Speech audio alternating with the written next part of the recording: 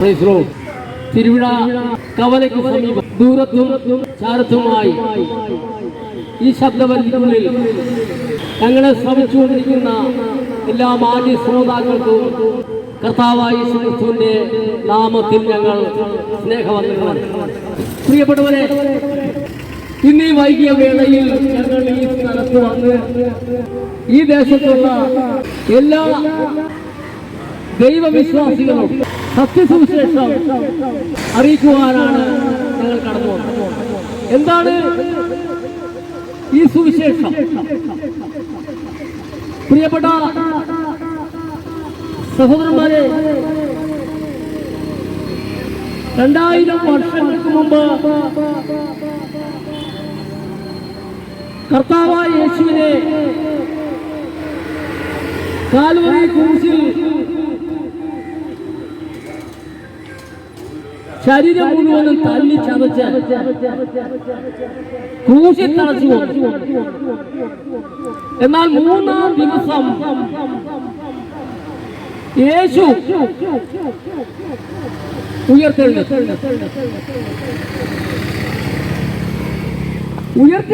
യേശു കർത്താവ് തന്റെ 12 ശിഷ്യന്മാരോടും കൽപ്പിച്ചത്, നിങ്ങൾ ഭൂലോകത്തിലൊക്കെ പോയി സകല സൃഷ്ടികളോടും സുവിശേഷം പ്രസംഗിക്കുവാൻ അവർക്ക് കൽപ്പന കൊടുത്തു.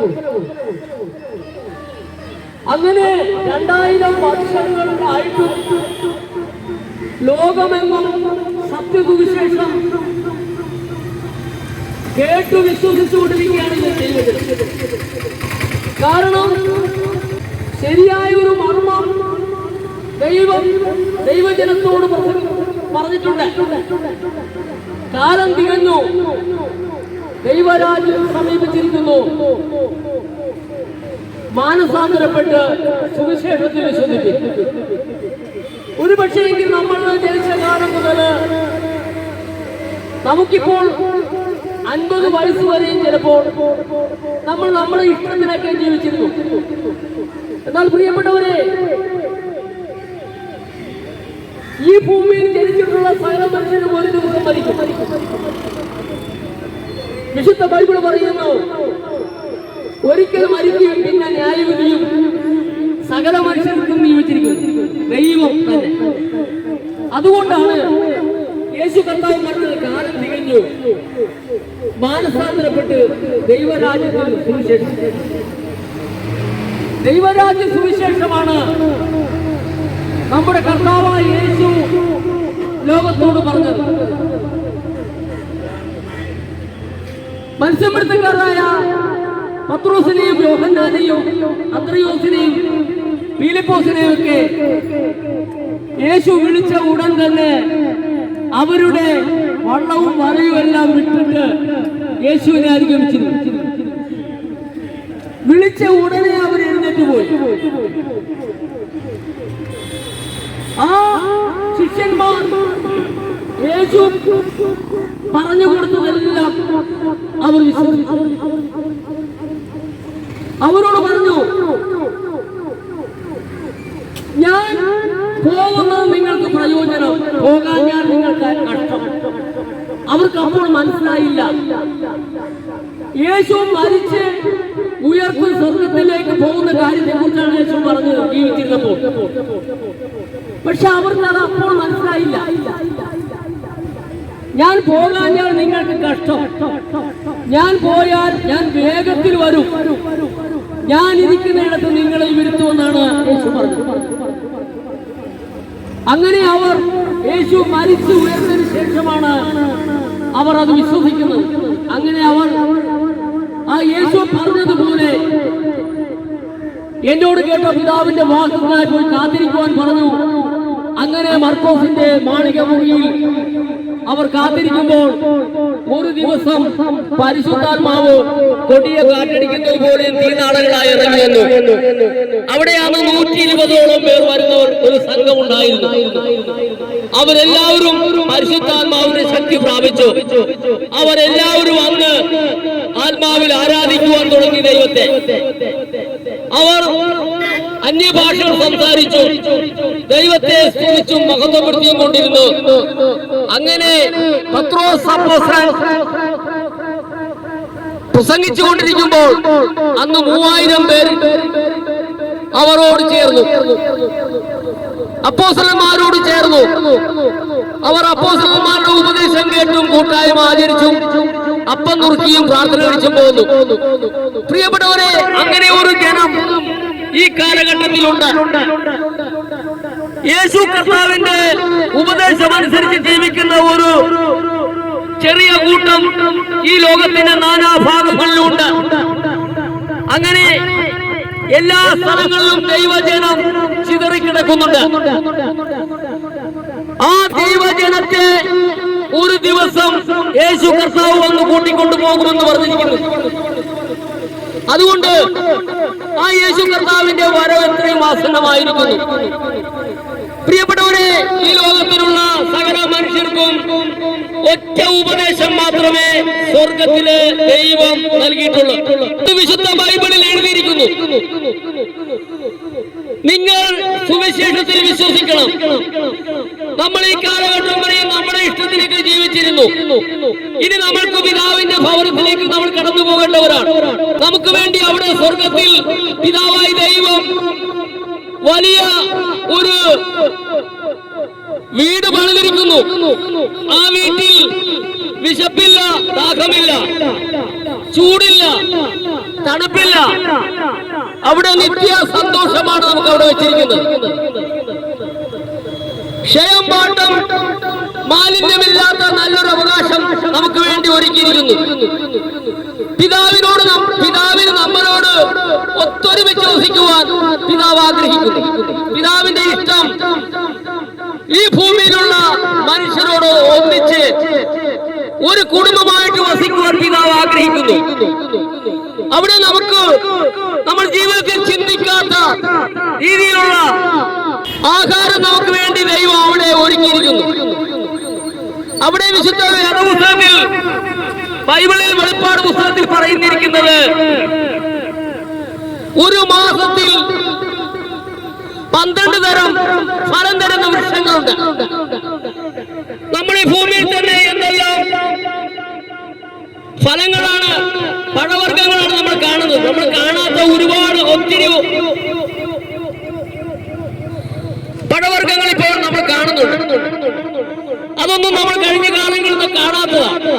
അങ്ങനെ നമ്മൾ ഈ ഭൂമിയിൽ എന്തെല്ലാം കണ്ടിരിക്കുന്നു, അതിനേക്കാൾ 10,000 മടങ്ങ് സന്തോഷിക്കുവാനുള്ള എല്ലാ അനുഗ്രഹങ്ങളും പിതാവായ ദൈവം സ്വർഗത്തിൽ നമുക്കായി സൂക്ഷിച്ചിരിക്കുന്നു.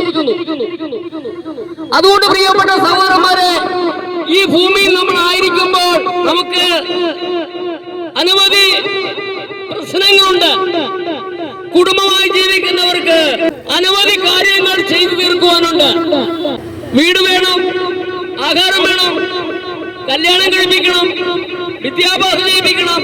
അങ്ങനെ അനവധി കാര്യങ്ങൾ നമ്മൾ ഈ ലോകത്തിലുണ്ട്. പക്ഷേ വ്യക്തിപരമായി നമ്മൾ ഒന്നിച്ച് ഒരാൾ ഒറ്റയ്ക്ക് എങ്ങനെയെല്ലാം പ്രവർത്തിച്ചാലും ഇതൊന്നും നമുക്ക് ചെയ്ത് തീർക്കുവാൻ സാധിക്കുന്നില്ല. ഈ ഭൂമിയിൽ ജീവിച്ചിട്ടുള്ള ഏതൊരു മനുഷ്യനും അവസാനം വരെ വൈകിട്ടും ഒരു സന്തോഷമായിട്ട് പോകുവാൻ ആർക്കും കഴിഞ്ഞിട്ടില്ല. അതുകൊണ്ട് പ്രിയപ്പെട്ടവരെ, നമ്മുടെ ജീവിതത്തിൽ നമ്മൾ ആഗ്രഹിക്കുന്ന നല്ല ആഗ്രഹങ്ങൾക്കെല്ലാം ദൈവം അനുകൂലമായി നിൽക്കണമെന്നുണ്ടെങ്കിൽ തന്റെ ഏകജാതനായ പുത്രനായ യേശുക്രിസ്തുവിൽ വിശ്വസിക്കണം. കാരണം യേശുവിനെ ദൈവപുത്രനായിട്ട് സ്വീകരിക്കുന്നവരെ എല്ലാവർക്കും സ്വർഗീയ പിതാവ്, ദൈവം നമുക്ക് പിതാവാണ്. അവനെ കൈക്കൊണ്ട് അവന്റെ നാമത്തിൽ വിശ്വസിക്കുന്ന ഏവർക്കും ദൈവമക്കളാകുവാൻ അവൻ അധികാരം തന്നിരിക്കുകയാണ്. അപ്പൊ ദൈവത്തിന്റെ പുത്രനായ യേശുവിനെ നാം വിശ്വസിക്കുകയും അവൻ നമുക്ക് തന്നിരിക്കുന്ന പ്രമാണങ്ങളെ നാം അനുസരിച്ച് ജീവിച്ചാൽ സ്വർഗീയ പിതാവിന്റെ മക്കളായി തീരുകയാണ്. അങ്ങനെ ദൈവമക്കളായി തീർന്ന നമുക്ക് വേണ്ടി ദൈവം നമുക്ക് വേണ്ടി ശേഖരിച്ചു വെച്ചിരിക്കുന്നതായ അനുഗ്രഹങ്ങൾ അത് നാം പ്രാപിക്കണമെന്നുണ്ടെങ്കിൽ തന്റെ ഏകജാതനായ പുത്രൻ നമ്മൾ വിശ്വസിക്കണം. കാരണം ഈ ലോകത്തിലെ ജനങ്ങളെ മുഴുവനും അനുഗ്രഹിച്ചിരിക്കുന്നത് കർത്താവായ യേശുക്രിസ്തുവിനെ കൂടിയാണ് നമ്മൾ അനുഗ്രഹിച്ചിരിക്കുന്നത്. എഫേസ്യ ലേഖനം 1-ാം അധ്യായം അതിന്റെ 3-ാം വാക്യത്തിൽ ഇങ്ങനെ എഴുതിയിരിക്കുന്നു: സ്വർഗത്തിലെ സകല ആത്മീയ അനുഗ്രഹത്താലും നമ്മെ ക്രിസ്തുവിൽ അനുഗ്രഹിച്ചിരിക്കുന്നു. ആ അനുഗ്രഹിച്ചിരിക്കുന്ന പിതാവിന് സന്തോഷത്തോടെ നാം സ്തോത്രം ചെയ്യുന്നവരാകണം. എന്റെ പ്രിയപ്പെട്ടവരെ, ഈ ലോകത്തിൽ നമ്മൾ കുറെ വർഷങ്ങൾ ജീവിച്ച് നമ്മൾ ദൈവത്തെ അറിയാതെ ദൈവത്തിന്റെ പ്രമാണങ്ങളെ അനുസരിക്കാതെ നാം ജീവിച്ച് നമ്മൾ ഈ ഭൂമിയിൽ നിന്ന് ഒരു ദിവസം മാറ്റപ്പെട്ടാൽ ഈ നമ്മുടെ ആത്മാവ് ചെന്ന് നിൽക്കേണ്ട 2 സ്ഥാനങ്ങളുണ്ട്. ഒന്ന് വിശ്രമസ്ഥലവും മറ്റൊന്ന് യാതനാസ്ഥലവുമാണ്. യേശു ഈ ഭൂമിയിൽ വന്നിട്ട് പറഞ്ഞു, നിങ്ങൾക്ക് 2 വഴികളുണ്ട് നിങ്ങളുടെ മുമ്പിൽ, നിങ്ങൾക്ക് ഏത് വേണമെങ്കിലും തിരഞ്ഞെടുക്കാം. ഒന്നെങ്കിൽ സ്വർഗം അല്ലെങ്കിൽ നരകം. എവിടെ പോകണമെങ്കിലും നാം വിചാരിക്കണം. എന്നാൽ നരകത്തിൽ പോകാൻ ആഗ്രഹിക്കുന്നവർക്ക് ഒന്നും ചെയ്യേണ്ടതില്ല, അവർക്ക് ഇഷ്ടത്തിന് ജീവിക്കാം. സ്വർഗത്തിൽ പോകുവാൻ ആഗ്രഹിക്കുന്നവർ ആരെങ്കിലും ഉണ്ടെങ്കിൽ സ്വർഗത്തിൽ നിന്നും തന്റെ പുത്രനെ ഭൂമിയിലേക്ക് അയച്ചത് ഈ ശിഷ്യന്മാരെ തെരഞ്ഞെടുത്ത് അവരെ പഠിപ്പിച്ച് ലോകത്തിന്റെ ഗുരുക്കന്മാരാക്കുവാനാണ് യേശു കർത്താവിനെ ഭൂമിയിലേക്ക് അയച്ചത്. അങ്ങനെ യേശു കർത്താവ് ഭൂമിയിൽ വന്നു, 12 അപ്പോസ്തലന്മാരെ തിരഞ്ഞെടുത്തു, അവരെ പഠിപ്പിച്ചു, അവരെ ലോകത്തിന്റെ ഗുരുക്കന്മാരാക്കി മാറ്റി. ഇന്ന് അവരെഴുതി വെച്ചിരിക്കുന്നതും അവര് പഠിപ്പിച്ചതുമാണ് ലോകം മുഴുവൻ ഏത് മേഖലകളിലും കാണുന്നത്. ഒരു ഓഫീസിലാണെങ്കിലും അവിടെ ഒരു ഉപദേശം ഉണ്ടെങ്കിൽ അത് ബൈബിളിന്റെ ഉപദേശമാണ്. ഒരു കോടതിയിലാണെങ്കിലും അവിടെ ഒരു ഉപദേശം ഉണ്ടെങ്കിൽ അത് ബൈബിളിന്റെ ഉപദേശമാണ്. അതുകൊണ്ട് പ്രിയപ്പെട്ടവരെ, ഏതു മതങ്ങളിലും ബൈബിളിന്റെ ഏതെങ്കിലും ഒരു വശം, ഒരു ഉപദേശമില്ലാതെ ഒരു മതങ്ങളും ഈ ഭൂമിയിലില്ല. എന്നാൽ അങ്ങനെ നമ്മൾ മതങ്ങളായി ദൈവത്തെ വിഭാഗിക്കുവാനല്ല, നമ്മളെല്ലാം ഒരു മനസ്സുള്ളവരായി, ഒരു വിശ്വാസമുള്ളവരായി, ഒരു പ്രത്യാശ ഉള്ളവരായി, ഒരു ദൈവമുള്ളവരായി, ഒരു പുത്രനുള്ളവരായി തീരുവാൻ ദൈവം ആഗ്രഹിക്കുന്നു. നമ്മളെല്ലാവരും ഒരു വ്യത്യാസവുമില്ല, ജാതി മത വ്യത്യാസമൊന്നും നമുക്കില്ല. നമ്മളെല്ലാവരും ഒരു കുടക്കീഴിലാകുവാൻ സ്വർഗീയ പിതാവ് ആഗ്രഹിക്കുന്നു. ആ സ്വർഗീയ പിതാവിന്റെ ഇഷ്ടമാണ് തന്റെ ഏകജാതനായ പുത്രൻ ഇവിടെ വന്ന് വെളിപ്പെടുത്തിയത്. ഇതിന്ന് മനസ്സിലാക്കുവാൻ വളരെ ശേഷിക്കുന്ന ആൾക്കാർ മാത്രമേ ഉള്ളൂ. കാര്യം ആരും കരുതുന്നില്ല. എന്നാൽ ഒരു മുഖാന്തരം ഉണ്ടാവുന്നവർ മാത്രമാണ് ഇതിലേക്ക് പ്രവേശിക്കുന്നത്, എന്തെങ്കിലും ഒരു വിഷയം ഉണ്ടാവുന്നത്. അതുകൊണ്ട് പ്രിയപ്പെട്ടവരെ, ഇനി നമുക്കൊരു വിഷയമില്ലെങ്കിലും കാലം തികഞ്ഞിരിക്കുകയാണ്, ദൈവരാജ്യം സമീപിച്ചിരിക്കുകയാണ്.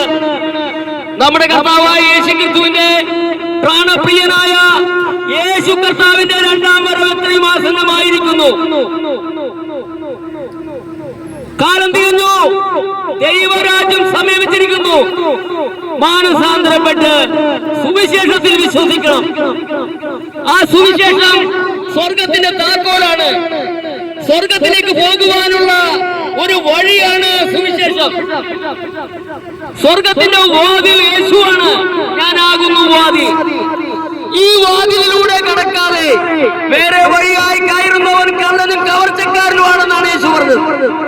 അതുകൊണ്ട് ഇത് വാതിലാണ്. യേശു വാതിലാണ്. സുവിശേഷം വാതിലിന്റെ താക്കോലാണ്. അതുകൊണ്ട് സുവിശേഷത്തിൽ വിശ്വസിപ്പീൻ, എന്നിലും വിശ്വസിപ്പീൻ എന്ന് യേശു കർത്താവാണ് പറഞ്ഞിരിക്കുന്നത്. യേശു കർത്താവ് വീണ്ടും പറഞ്ഞു, ദൈവത്തിൽ വിശ്വസിപ്പീൻ, എന്നിലും വിശ്വസിപ്പീൻ. എന്റെ പിതാവിന്റെ ഭവനത്തിൽ അനേക വാസസ്ഥലങ്ങളുണ്ട്, ഇല്ലെങ്കിൽ ഞാൻ നിങ്ങളോട് പറയുമായിരുന്നു. ആ സ്വർഗത്തിൽ കയറുവാൻ നമുക്ക് വേറൊരു വാതിലില്ല. യേശുക്രിസ്തു എന്നൊരു വാതിലേ ഉള്ളൂ. യേശുക്രിസ്തു ആരാണ്? യേശു വചനമാണ്. വചനം ദൃഢമായി തീർന്നു, കൃപയും സത്യവും നിറഞ്ഞവനായി നമ്മുടെ ഇടയിൽ പാർത്തു. അതാണ് യേശു. യേശു വചനമാണ്. വചനം കേൾക്കുന്നവൻ യേശുവിനെ വിശ്വസിക്കുന്നു. വചനം അനുസരിക്കുന്നവൻ ദൈവത്തെ അനുസരിക്കുന്നു. പ്രിയപ്പെട്ടവരെ, ആദിയിൽ വചനം ഉണ്ടായിരുന്നു. വചനം ദൈവത്തോടു കൂടിയായിരുന്നു. വചനം ദൈവമായിരുന്നു. ഈ വചനമാണ് നമുക്ക് വേണ്ടത്, മറ്റൊന്നുമില്ല. മറ്റൊരുത്തനും രക്ഷയില്ല. നമ്മുടെ ആചാരങ്ങളും അനുഷ്ഠാനങ്ങളും നമ്മളെ രക്ഷിക്കയില്ല. ആചാരങ്ങളും അനുഷ്ഠാനങ്ങളും നമ്മളെ നശിപ്പിക്കത്തേ ഉള്ളൂ. അതുകൊണ്ട് യേശു വചനമാണ്. ആദിയിൽ വചനം ഉണ്ടായിരുന്നു. വചനം ദൈവത്തിലൂടെയായിരുന്നു. വചനം ദൈവമായി. ആ വചനമാണ് നമുക്ക് ആവശ്യം. പ്രിയപ്പെട്ട സഹോദരന്മാരെ, അതുകൊണ്ട് കാലം തികഞ്ഞിരിക്കുകയാണ്. ദൈവരാജ്യം സമീപിച്ചിരിക്കുകയാണ്. എത്രയും വേഗത്തിൽ മാനസാന്തരപ്പെട്ട് സുവിശേഷത്തിൽ വിശ്വസിക്കുക എന്ന് പറഞ്ഞുകൊണ്ട് ഞാൻ എന്റെ വാക്കുകൾ ചുരുക്കുകയാണ്. ഈ തിരുവിഴ, ഈ പടിഞ്ഞാറക്കവലയ്ക്ക് സമീപമുള്ള എന്റെ ഈ ശബ്ദപരിക്കുള്ളിൽ എന്നെ ശ്രവിച്ചുകൊണ്ടിരുന്ന മാന്യ ശ്രോതാക്കളെല്ലാം കർത്താവായ യേശുക്രിസ്തുവിന്റെ രണ്ടാം വരവിൽ നമുക്ക് ഇവിടുന്ന് പറന്നു പോകാം എന്ന് പറഞ്ഞുകൊണ്ട് ഞാൻ എന്റെ വാക്കുകൾ ചുരുക്കുന്നു. ദൈവത്തിന് സ്തോത്രം.